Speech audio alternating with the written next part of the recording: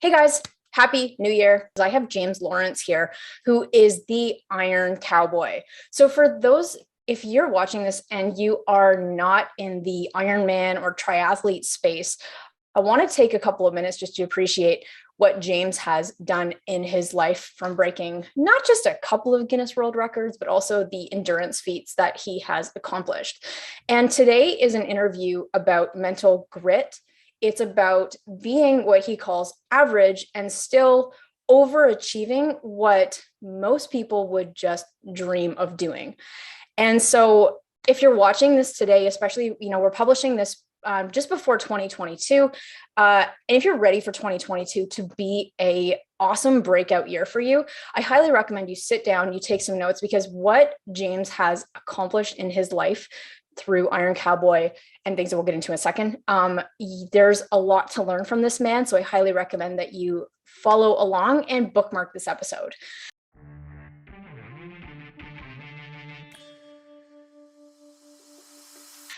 But, oh man, James, do you want to introduce what an Ironman is, or should I go through that rabbit hole? Yeah, I can do that. It's simple. So Ironman is actually a brand. It is owned by the World Triathlon Corporation, and they have done a brilliant job in branding triathlon distances. And so your four traditional distances are sprint distance, Olympic distance, which is obviously done in the Olympics, half distance, and full distance. And each one of those basically double in distance. Yeah.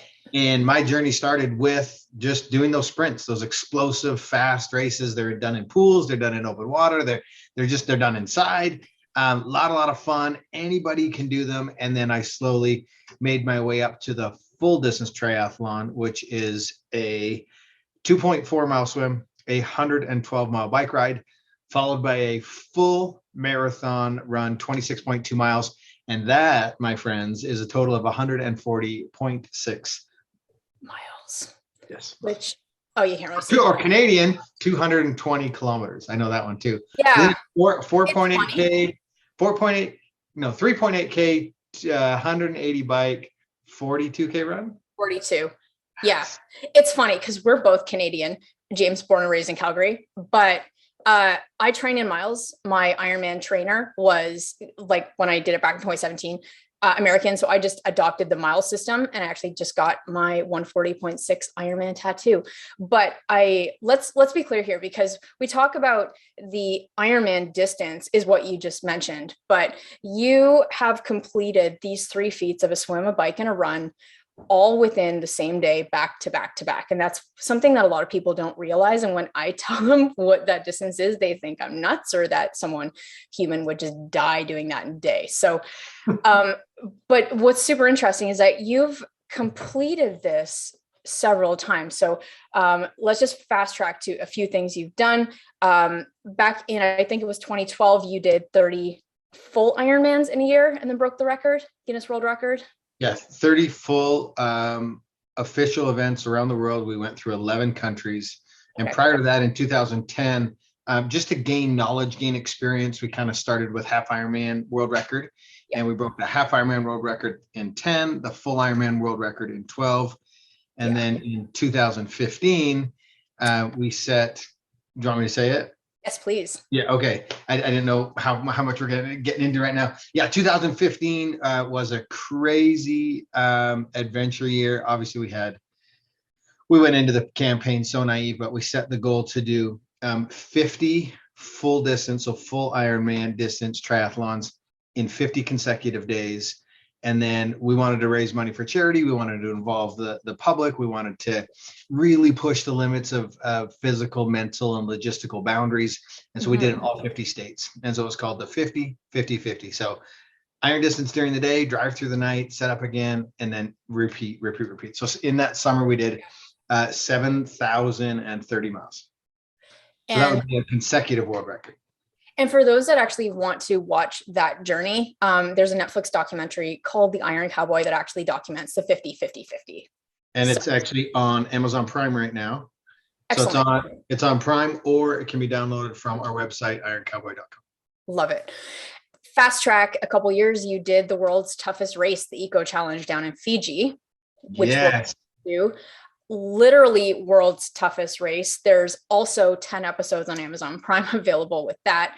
Can we just give a synopsis of what the world's toughest race is? Yeah, so it's an adventure navigation style race, and man, I had I had no business being on a team, being in Fiji, being in the jungle. This thing is map and compass navigation. It is jungle trekking. It's ocean sailing. It's rappelling. It's ascending. It's mountain biking. It's you name it. I mean, it's stand-up paddleboarding. Just crazy, crazy modalities. Checkpoints, again, navigation. And it is there was, I think, 67 teams from 40 plus countries in the race. Teams of 4, co-ed. You have to at least have one female on the team. Yeah. Most teams are made up of 3 males, 1 female. Very, very rare. I think there was 3 female, 1 male team, and then there were a couple 2 male, 2 female teams, but the majority is 3 males, 1 female. 1 fail, all fail, and it is just plot your course, hit the checkpoints, and don't quit. What's interesting is when I watched the world's toughest race, I was like, he's got this in the bag. This doesn't look that bad. You're just trekking across an island in 5 or 7 days, I think. And to watch you struggle through it, I'm not going to definitely watch the show. It's awesome. But it really, I guess, humbled me to how difficult it can be, because I knew the feat that you went into with that. But also taking something that's completely out of your comfort zone, because you're a trained triathlete, and doing that to going into like a multi-sport in the jungle must have been, Yeah, I think that's what made it so difficult, was it was so far outside of what we do. Yeah. Yes, it's endurance. Yes, it's sport. Yes, it's athleticism. But these teams that are top of the sport and do it as a career, I mean, they're unbelievable. And we were flat out told by the producers, by Mark Burnett, you guys are not going to finish. Thanks for coming. And we were like, oh, okay, this is going to be fun. And we just really took our time, really enjoyed it. But it was extremely hard, because I mean, I don't navigate, I don't rock climb, I don't ocean sailing on traditional Fijian boats. I mean, that's something I've never ever done. And when you find out you're on the show, they're like, okay, you have to be proficient in these modalities. And so we're like, okay, crap, let's go to Moab, let's go to St. George, let's get certified in rock climbing, get certified in whitewater rafting, let's get all these different things. And so we legit had 6 months or less to learn all of these new skill sets, and then get thrown into the jungle. No radio, no technology, nothing. You just out there. It's backpack, it's bring your own food, it's find your own food.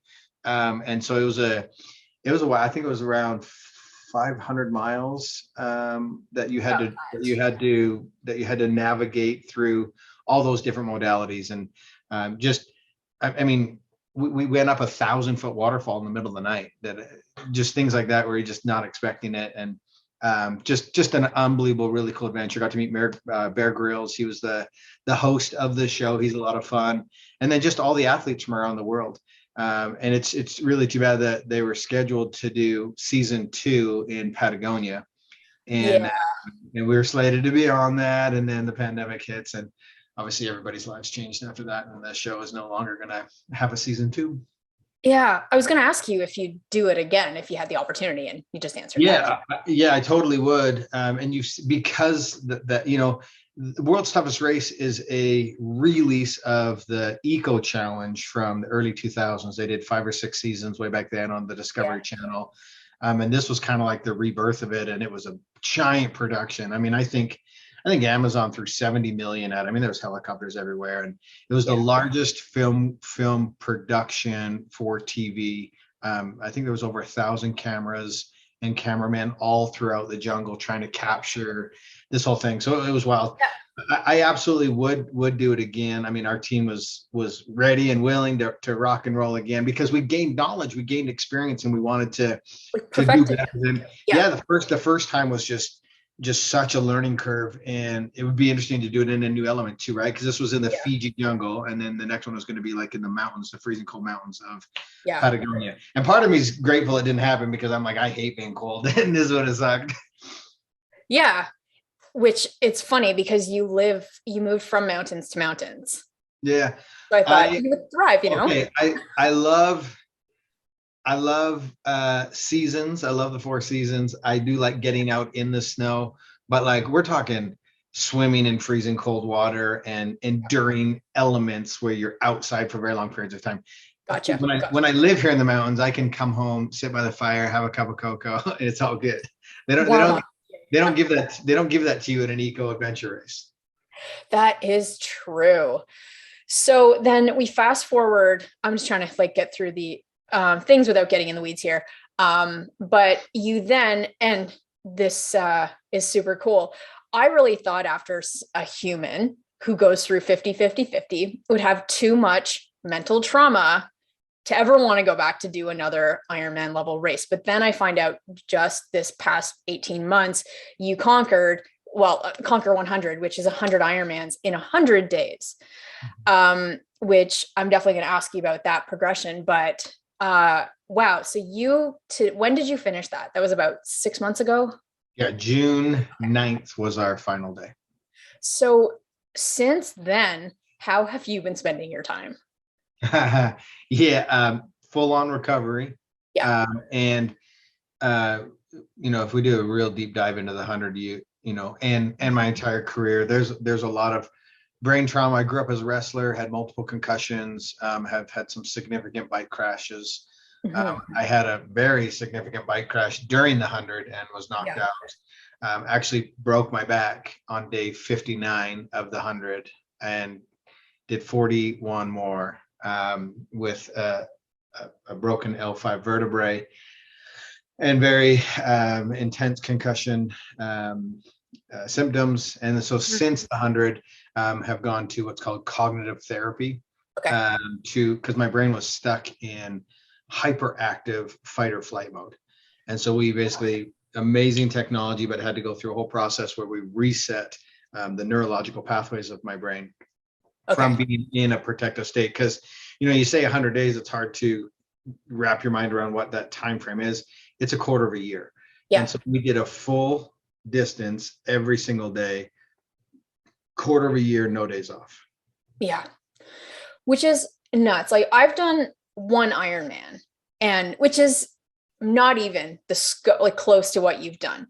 I guess I want people to understand the journey and what you went through during day 16, 32, 48, when you're in the middle of the grit, because I think what we don't understand is how difficult something is going to be if we've never done it before.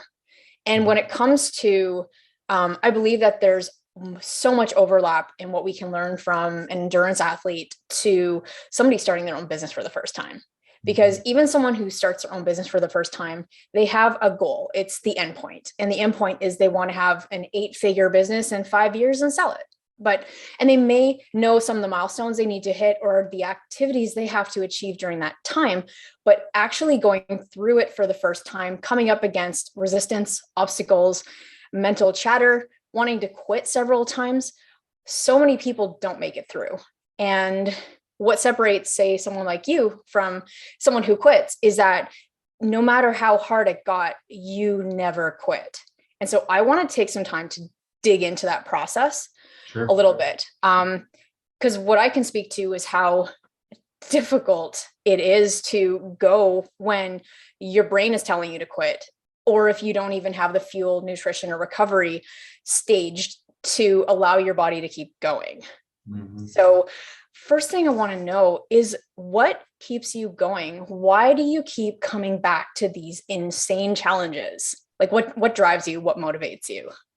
Yeah, it's interesting. I always think there's 3 or so components to it. And one has to be personal. One has to be like, and for me, it's just trying to find my potential physically, spiritually, mentally. What are those limits? And it's always fascinating because you put together a campaign where you believe you're going to find those limits. And if you choose to stay the course, you choose to climb those mountains, you choose to make it all the way to the finish, it opens up more. It opens up the more and more significant possibilities, because now you've gained experience and knowledge. And it's the same in business, right? you have to go through the process and learning stages and stepping stones in order to, I mean, 6, 7, 8 figures are very difficult benchmarks to make. Yeah. But success breeds success, and momentum and creates momentum, and wins lead to more wins. And so, so for me, there's always a personal reason behind it. Just trying to find my own limits. We always raise money for charity. And this last campaign, the Conquer 100, we partnered with Operation Underground Railroad, which they do sting mission and operations to try to eradicate human sex trafficking and slavery. And awesome. so unbelievable initiative. We ended up raising over $500,000 for the charity, which will ultimately save lives. Mm-hmm. And so there's always a personal reason. There's a philanthropic reason.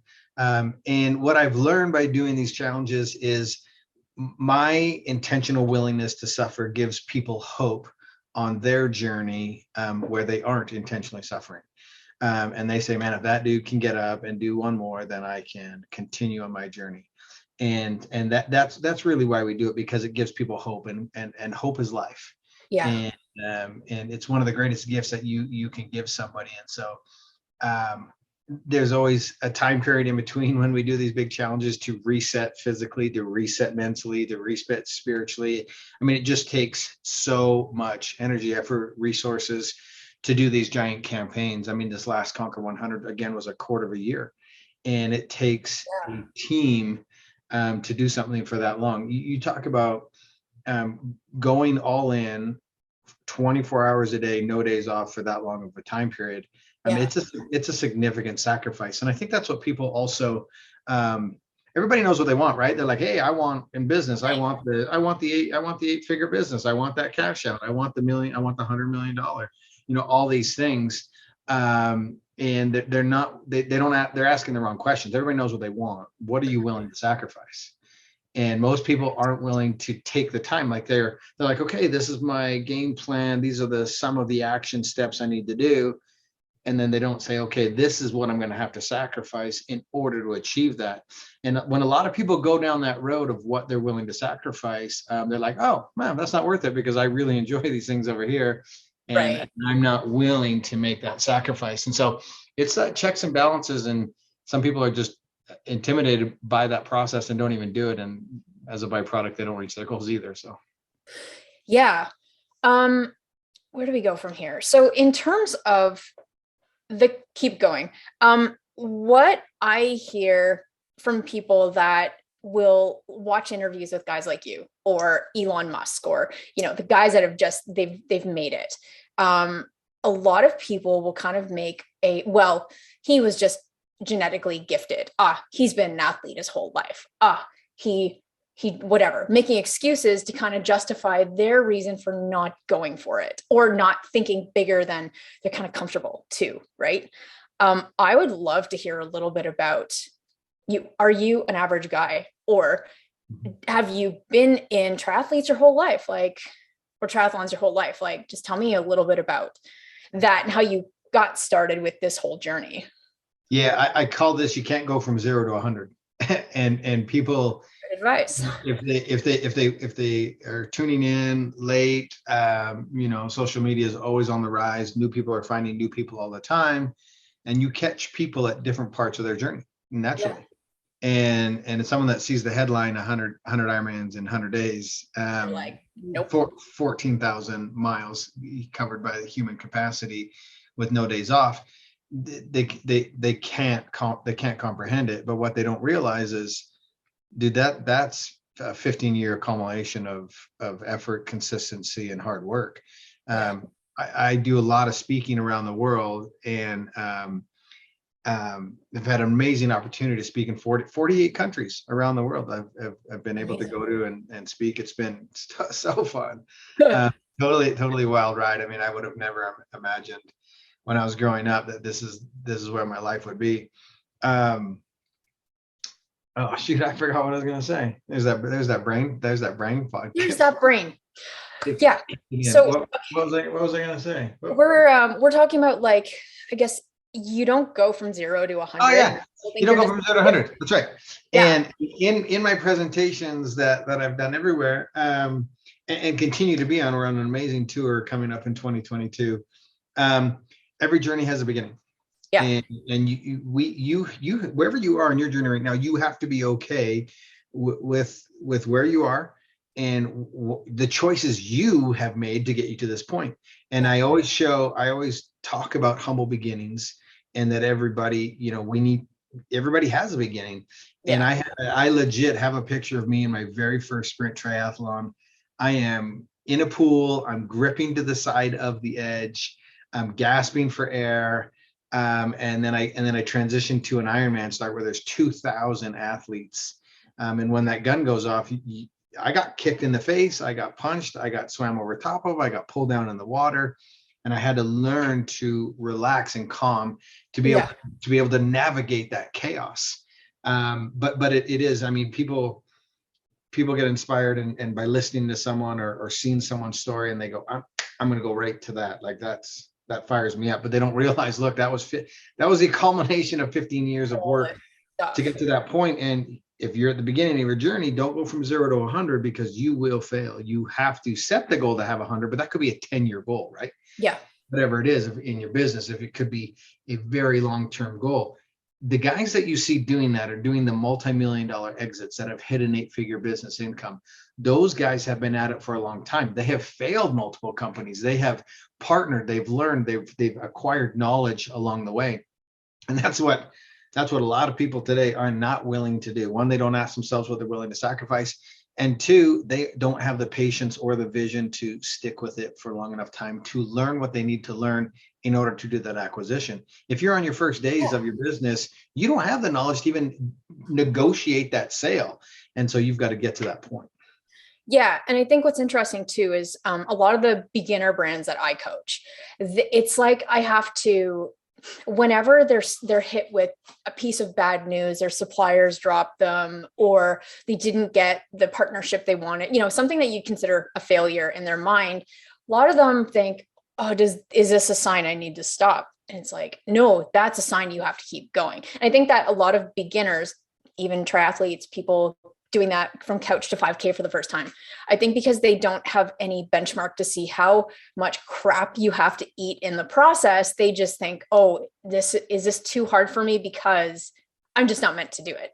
And what's really interesting is you've leaned into that, in the Netflix documentary, you saw some of the lows of the lows of the lows of your 50-50-50. And I'd love to take some time to look at kind of one of your lowest points and how you crawled out of that when you wanted to quit with that. So yeah, I mean, let's even talk about the 100. I just posted I just posted a picture on my Instagram it was either Friday or Saturday it was from day number 5 of 100 consecutive, and it's a picture of my legs that are taped up and completely swollen. And it is, we're filming the post-production interviews for the new documentary that's coming out about the 100. Yeah. And it was the first time since March and through the Conquer 100 campaign that I've actually sat down and kind of re-scrolled through. Oh, no way. Those 100 days. I never went back and visited because it was traumatic, and I was dealing with other things, and it just wasn't a priority. Anyways, I go back and I'm scrolling through it on camera, and I come across that picture on day number 5. And as soon as I saw it, I remembered how difficult, how low, how impossible that was. Because in that moment, you're 5 in. That is the very beginning of your journey or challenge, wherever you are in your journey. And, it completely would have crippled me to say, oh, I'm already broken. I've still got 95 more to go. You put your focus on how much more you have to go on the journey, or you have, you have to have a paradigm shift, and you have to be so hyper-focused and so present on just right now, and really only the things that you can control. There's a great book by something Cynic. It's called the One Thing. Oh, okay. Simon Sinek.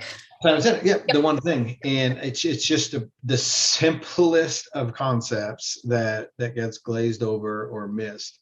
But really, when you're in that moment and you're broken on day 5 and you have 95 more to go, you have to be able to, one, recognize it, but then two, be able to put those horse blinders on, man, when you're in the middle of a race, and so you can't see what's too far out of your lane.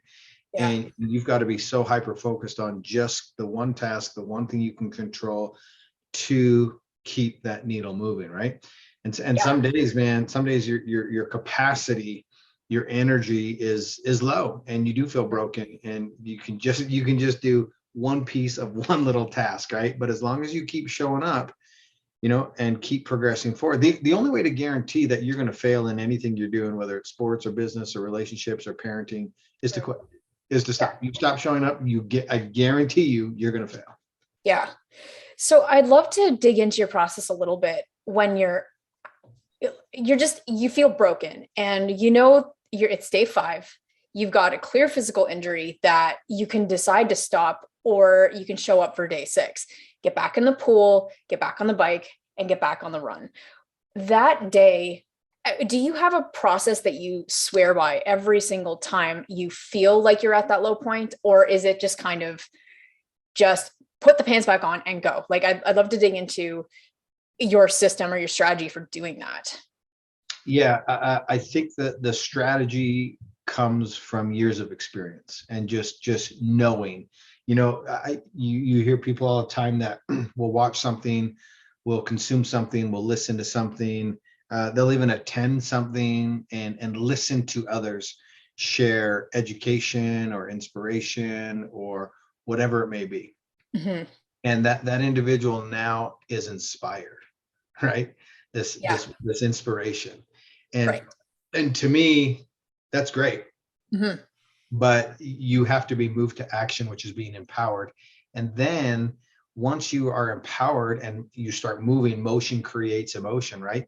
And now you're starting to gain your own knowledge and experience and formulating what works for you. And so, during the 100, I've developed a skill to be able to, in those moments, have the knowledge that, okay, I can continue, I can take the next step. I know what that feels like.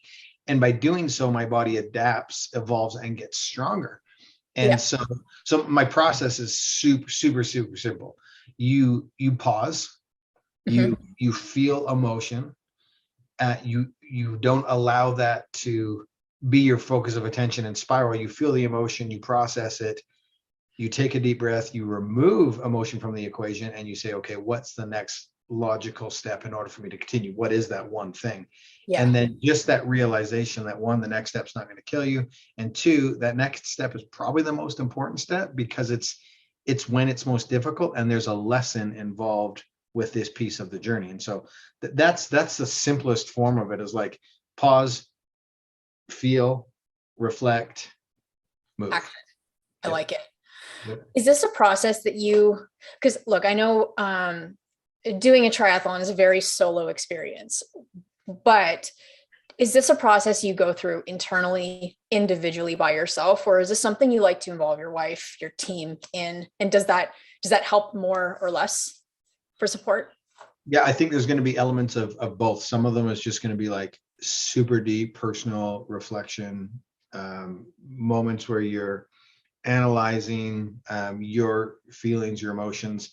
And then there's other times that's going to take critical thinking, and it's going to take members of your team. And there's going to be moments where members of your team are going through something and just need a minute. And that's kind of the process that happens with a tight knit team. And that's really the reason you put a team together, because not everybody's going to fail, collapse, have a moment all at the same time. And so for me, it was myself, my wife Sunny, and the two wingmen. We were the core of, or are the core of, all the big projects that we do. And at any given time, any one of us was like, never did any of us need to be talked off the ledge or talked back into the game, but it was always like, okay, I need 2 minutes. I need 2 minutes to cry, to process, to feel, to just acknowledge those Right. pains or discomforts. And then again, our mantra was always, here we go. And as soon as we were done processing, we'd say, okay, here we go. And the problem that most people, or the trap most people get into, is they start to focus on an issue or a problem. And then it just becomes all consuming to them, and they start to spiral. And it is actually one of my favorite words of all time. It's called catastrophizing. And catastrophizing means you are in a moment of despair, right? Yeah. And you can only imagine the worst possible scenario that is coming in the future, because you're in a situation or moment of distress, and all of a sudden you start catastrophizing about this futuristic moment that hasn't even happened yet, that is always the worst case scenario. And then as humans, we find ourselves like, all of our energy, all of our focus, all of our attention onto that, we spiral, we turn into these dumpster fire train wrecks, and it becomes so hard to come out of it. And so it's another concept that I call to have quick turnarounds. And Yep. I'm not saying push everything down. I'm saying take that moment, feel, process, whatever. Don't dwell on it. Have a quick turnaround, get back to work. Say, here we go, and then you get back to work. A really good example of something that can start very small is you pitch a brand that you want to partner with, and they come back and say, no, or we're not accepting new people. So you or somebody would take that as, oh no, if they didn't like my brand must not be special. Nobody. Oh no, we're probably going to go out of business. What if I stop getting sales? Oh my God, how am I going to pay for my family's dinner? Oh my God. And it just, right? All with that one little thought and the assumption we made on how we reacted to that thought. So it's the same sort of thing with like, probably even you experience this with when you really want a day off of training. Your brain might think, I want a day off. And then you could start to spiral into all the reasons and excuses why you should just not show up that day. Same sort of thing. And that's all you're doing is giving yourself excuses. Yeah. So I, before this interview, I did post to crowdsource a few questions from some people that follow your work and love what you're about. Before I get into kind of a rapid fire round, is there anything that I should have asked you, or anything else that you want to add to just proving yourself wrong and testing the human limits? Maybe just a comment or words of encouragement for people. The hardest thing to always do is to start on a journey, because we're doing that very thing. We're catastrophizing, whether we are the biggest thing I've learned by traveling and talking to so many diverse groups and cultures is that humans across the board are hardest on ourselves, and we are our toughest critics. And it's never, ever, ever as difficult or as hard as you think it's going to be, and you just need to start. And so that is my biggest message for people, is like, be okay with where you are in your journey. It's never too late to start. I was watching a story this morning, and it was an older lady, and she was like, dude, if you sucked in your 30s, start in your 40s. If you sucked in your 40s, start in your 50s. And then she went on to say that there was this artist, this painter, that didn't start until she was in her 90s, and she created some of the most timeless, beautiful pieces. And imagine if she hadn't have ever started in her 90s, thinking it was too late. It is never, ever, ever too late to reinvent yourself. I love that, because we think the average person can think life is finite, and I've hit my peak at 35. No, you can start moving. You can start going. Here's what's crazy. So my grandmother just died, lived an unbelievable life. She was 90 years old. And as we sit here today, I'm 45. Yeah. 50% of the way through like an entire life. And so if I take all of the knowledge and all the experience that I've gained to this point, I now have an unbelievable opportunity to take I'm not starting at the beginning. I have knowledge, I have experience, just like most people do. Like you've gotten to this point in your life by having experiences, by learning, by failing, by having successes, by creating momentum, by losing momentum, whatever it is, you have experiences. And so to have that perception or perspective is the right word, to have the perspective now that I'm holy cow, I'm only 50%. I can take all of my current knowledge and now I have an opportunity to leave a legacy in anything I want to do. Like I'm not even, we haven't even hit a tipping point. We haven't even hit critical mass yet. Yeah. And so other people would be like, oh, you're 45, you're done. No way. Oh, you've burned out. You've done so much pain to your body. Blah, blah, blah, blah, blah. I haven't even got started. Yeah. So, man, you said, okay. One thing I want to mention too, is that when I crossed the finish line, my time was 15:14. And I remember within an hour of me crossing the finish line, there were two 89-year-old men that did an Ironman distance. So you are never too early to start. If this interview has inspired you to sign up for an Ironman distance race, go for it. You're never too young or too old to start with that. So I love that little thing. One question I actually forgot to ask you is, in my research, you did the Conquer 100, where it was 100 Ironmans in 100 days, or 100 Ironman level triathlons. But you decided to show up one more day. So you actually completed 101 races in 101 days. So I'd love to know, after 100 races, you're not done and you're like, oh, you know what? I missed this. I'm going to show up one more time. So I'd love to hear your thought process behind that. For like, yeah, we talked about day 5 where it's like impossible to conceptualize 95 more. And so we had 0 plans to do 101. And then, you gain momentum, you overcome the obstacles, you face the challenges, you continue to show grit, toughness, and resilience, and you keep showing up every single day. And you get in, you're like, holy cow, 50, 60, 70, 80, 90, 95, we hit 97. And by about 97, the idea and the concept came to do one more. Mm-hmm. And, it's interesting how the conversation of the tone changes, because it was like you go from I can't possibly do 95 more, I'm broken, mm-hmm. to you're now within eyesight of the finish line, and now the vernacular changes to, well, what's one more? And it's amazing. It's same journey, but just a different part of your journey. You're not going to be the same person. You're not going to be the same businessman. You're not going to be the same businesswoman on day 97 that you are on day 95. And you don't get to know what it's like to be on day 97 unless you continue on that journey and don't quit when you believe the mountaintop is, or the mountaintop journey is an intense struggle. And so deep in the journey, our perception changed, and the conversation now quickly shifted to, well, what's one more? And the reason that we did it is, again, I teach this concept and I speak around the world, and I didn't want people to say, well, could you have done one more? And who am I to get up on stage and say, you can do one more no matter if you're broken, beaten down. You can also do one more once you've achieved the goal and continue to push and evolve. Like that wasn't the finish line, both positively or negatively. And so woke up on day 101 after completing 14,060 miles and jumped in the water and did a solo by myself 2.4 mile swim. Mm-hmm. And I was ready to bike all 112 by myself, but the team saw that I was in the water and they were like, holy crap, we thought the celebration was the end, and it's not. And so the team came out and surrounded me, and we'd had an unbelievable bike ride called the Victory Lap Celebration.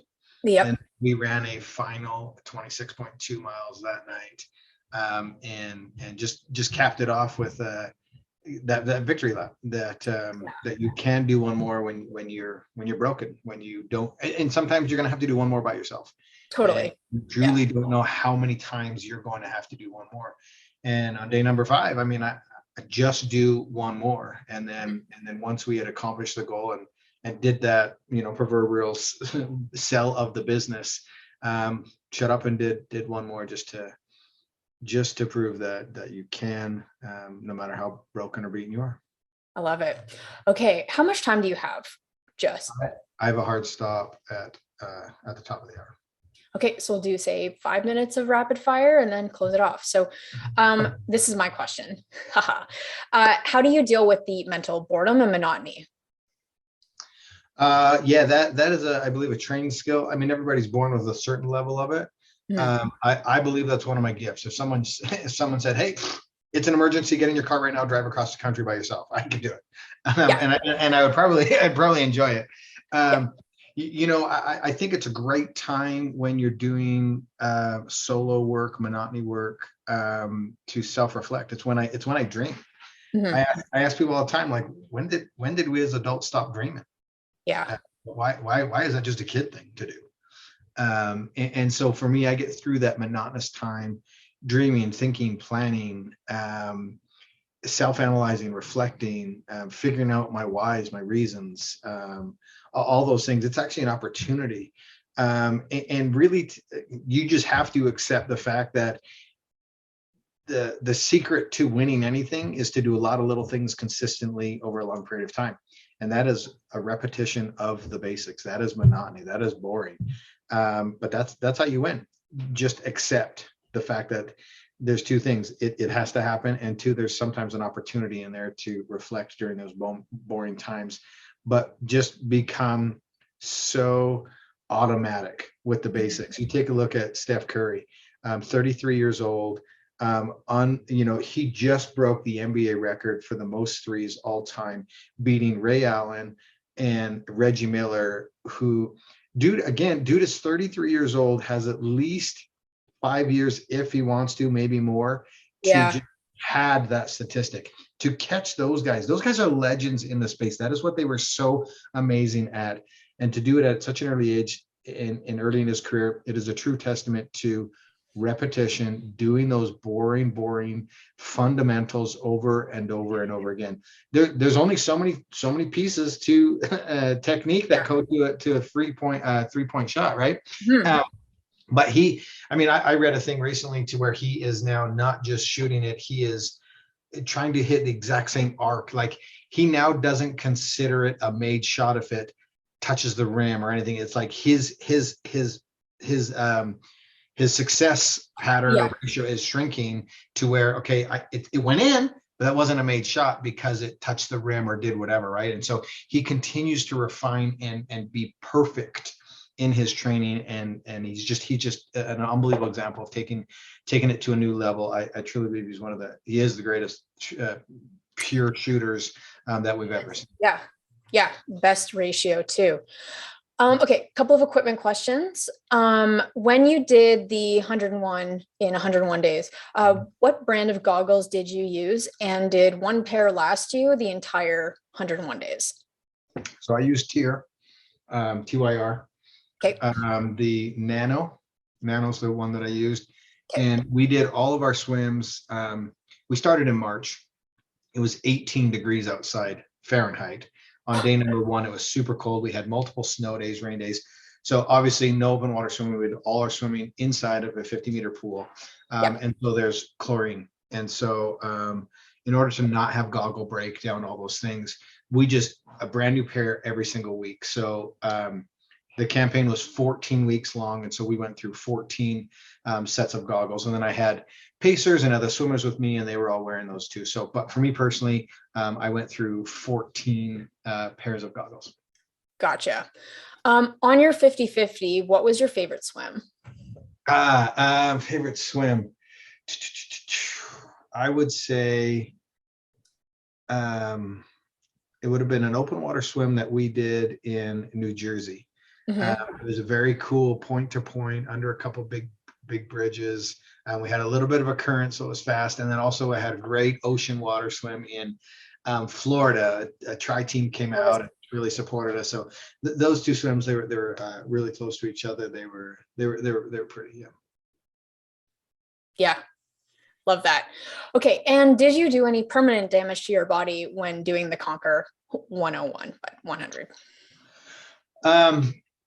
Yes, unfortunately, on day 59, we had a catastrophic crash. I was knocked unconscious and I broke my back, and didn't realize it at the time. And post Conquer, we were like, man, something's not right. And when you're in the middle of it, you're dealing with so many other things. You know you're in pain, but don't really realized it wasn't the breaking back where you paralyze yourself, but I mean, I broke a vertebrae in that crash. And so I'm still dealing with that. That is going to take some time to rehab, recover. That bone is now fused.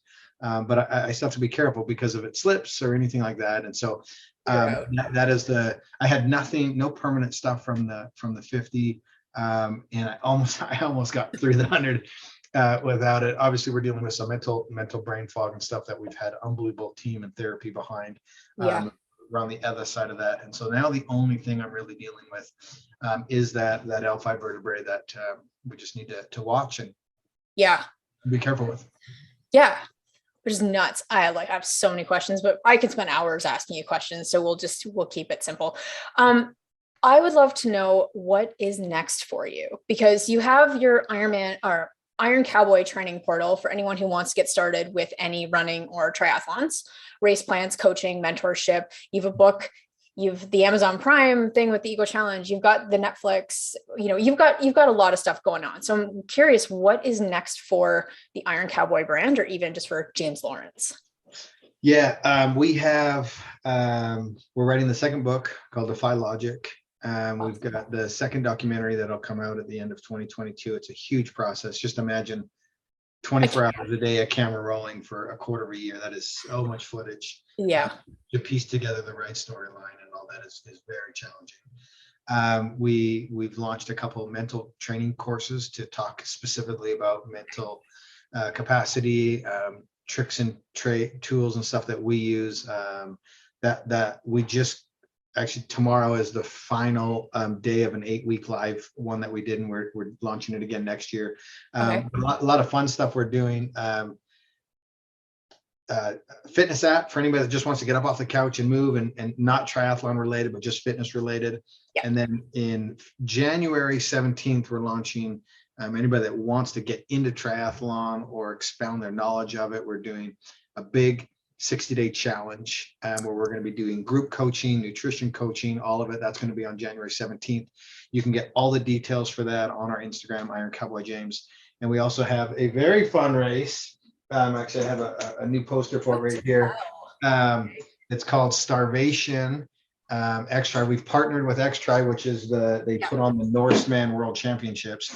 And so this is the only US qualifier to get into Norseman. This race takes place on July 9th here in Utah in the unbelievable Rocky Mountains. It is a tough race. It is a full swim, full bike, full run with over 10,000 feet of climbing. And the entire run is on the beautiful ski resorts around Park City, Utah. So it's spectacular. You can sign up right now on our website, ironcowboy.com or starvationxtri.com. And what's next for me is just like continuing to help people achieve their dreams. Like I believe physically or mentally, I could go do anything I wanted if I ask myself and answer the question we posed earlier: what am I willing to sacrifice? And right now, to do something bigger and grander than I've done, I'm not willing to sacrifice what that's going to take, because I have a ton of knowledge of what that would take. And so for me, it now shifts to, I've got 4 teenage girls at home. I've got a son, and it's now time to transition them into the real world. That's going to happen over the next 6 years. My oldest is 19, runs my business. My youngest is 12. And so my next focus is engaging with them and also helping as many people as we can achieve their impossible. And so that is just kind of the journey that we're on to continue on our speaking tour, again, to write the book. That I actually have a meeting today to talk about a feature film that we want to produce, like a Rudy or a Blindside. So tons of stuff going on. We are super busy over here. Just living life and creating an adventure and an opportunity. Awesome. Are you training for anything else right now? Or are you just? No, I'm starting to get back into training. Obviously, I've had an extensive recovery. The few races I have on my calendar starts with RAM, Race Across America. On a team of 8, and we're going to bike across the country in that race. We hope to do it in less than 6.5 days to cover the 3,500 miles. And then we're going to put on our race here in July. I'm going to do Challenge Roth in Germany, which is a Super Bowl in our sport. Yeah. And then I'm going to finish the year with the swim run world championships, the Otillo in Sweden. And so those are kind of my three big races: a massive bike ride, a massive swim run, and then a full distance try in the middle. Love it. Wow, this has just been an honor, guys. If you have any questions or you want to follow along James' journey, the Iron Cowboy brand, be sure to go to the links below in the description, or you can go to ironcowboy.com for literally anything you need on the fitness space. But apart from that, James, has been an absolute honor. And thank you so much for coming in. Awesome. Thank you so much. Have a happy holidays, everybody. And even happy if holidays. you outside of the holidays, have an amazing 2022, and the rest of your journey, I hope, is unbelievable and fruitful.